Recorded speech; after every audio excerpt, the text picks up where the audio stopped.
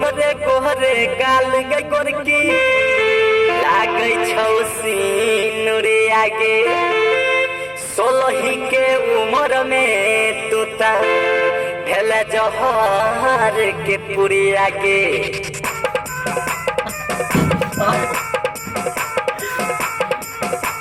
DJ Kanchan Raj Muzaffarpur आगे छो